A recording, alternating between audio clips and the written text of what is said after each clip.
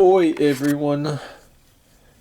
I will be doing a review today of the 1857 1 cent Flying Eagle penny.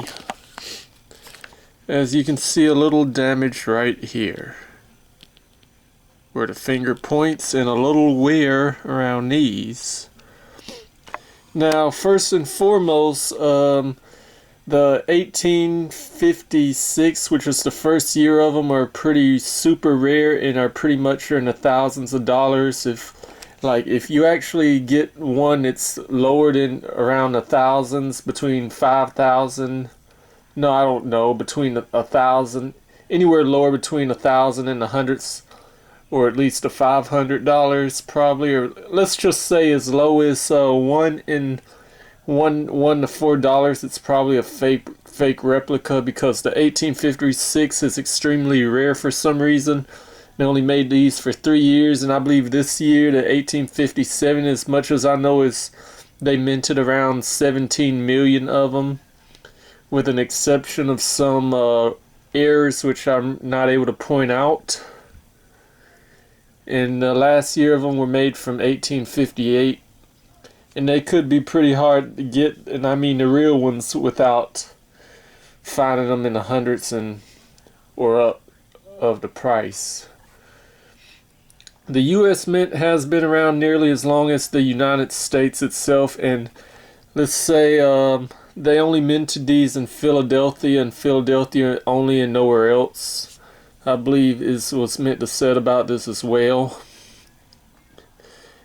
And is now only tasked producing coinage of the United States, but coinage for many other countries around the world, as well as sanctioned by the Act of Congress. And the first U.S. Mint was founded in Philadelphia in 1792. Shortly thereafter, the U.S. Mint was forced to extend as settlers ventured future westward. This expansion brought about the creation of 4 additional U.S. Mint facilities, according to San Francisco, California, Fort Knox, Kentucky, West Point, New York, and Denver, Colorado. The U.S. was produced many coins that have since become hot collectors' items, but fewer coins are more iconic than the Flying Eagle penny. This interesting coin was only minted for a short period of time, but is now an extremely popular piece. Came before the Indian head penny, and after this they made these big large cents copper coins like around the 18th century, which was they just now realized was bigger than this, but was more expensive to make, and this is when they brought the size down. But still, I believe it was still minted around this era among collectors, simply because of the story behind it. Having been produced this prior to the outbreak of the American Civil War, these coins are also viewed as an interesting part of United States history. In the following fewer sections, Flying Eagle penny will be broken apart and elaborated upon so that you can gain a better understanding of just why exactly these single cent coins are so popular. And the history behind it: the single cent coin, later known as the penny, was one of the first coins ever produced by the U.S. Mint in 1793. At the time, these coins looked nothing like the pennies we know today, because they were roughly the size of U.S. half dollars, which is true. For these reasons, it is easier to understand why they are often referred to as large cents. In the early years, pennies were made of pure copper, but by the mid-1800s, pure copper coins became so extensive to produce, some of the U.S. Mint started making smaller pennies that had copper and a little bit of another type of metal, such as silver. An interesting note is that at the time, only gold and silver were accepted metals to be used in official legal tenders, so there was a lot of opposition to the establishment of a penny coin as legal tender. Just prior to the 1856, the U.S. Mint's director James Snowden proposed a plan to design producing a much similar penny. Finally, in later much debate, these coins were authorized to be legal tender by both the House and the Senate. At the same time, foreign gold and silver coins of these which people utilize for purchases and the repayment of debts were deemed to be no longer be accepted forms of legal tender in the United States. Flying Eagle pennies were then finally produced in April of 1857 and set into circulation barely one month later. And as far as the design goes on these, the idea of you met Chief Engraver Jim Longacre, but is design that was not all too unfamiliar based on the design of the Go-Birch dollar, I think. The obverse side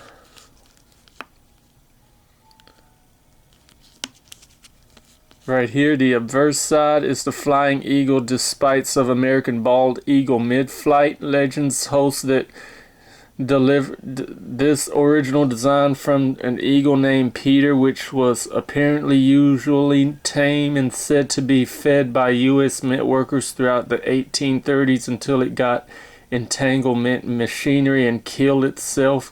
Even though Longacre did not necessarily come up with the design on his own, it is still widely reversed by collectors and coin experts the world over.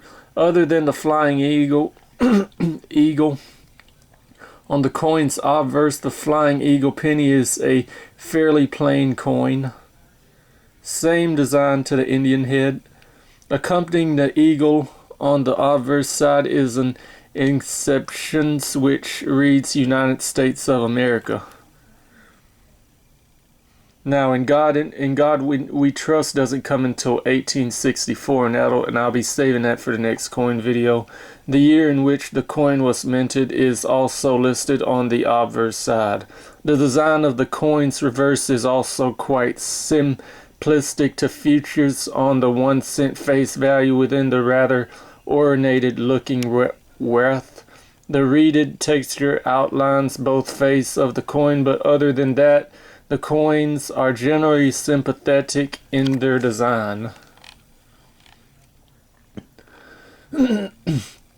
Now for 1856, the design, in good condition, it goes between 6,500 and uncirculated 14,500, and for this year it is good between $30 and $225.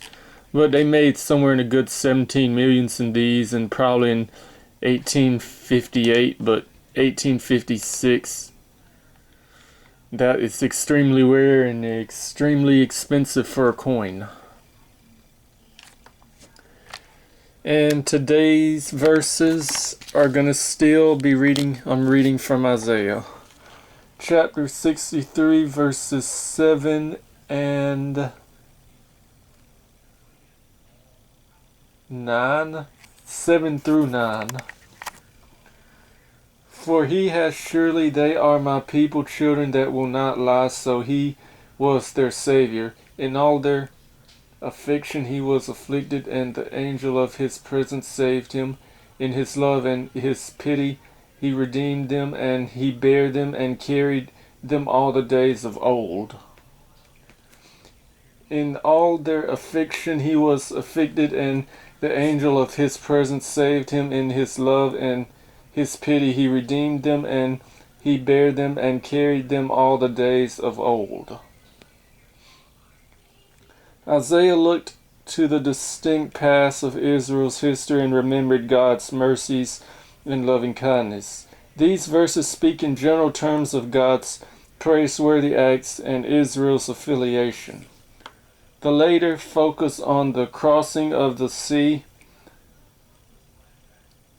leads to the conclusion that even here the prophet alluded to Israel's bondage in Egypt and God's rescue. The angel of his presence alludes to the angel's role at the time of the Red Sea crossing. Thanks for those who attended and watching. Lakeview John out.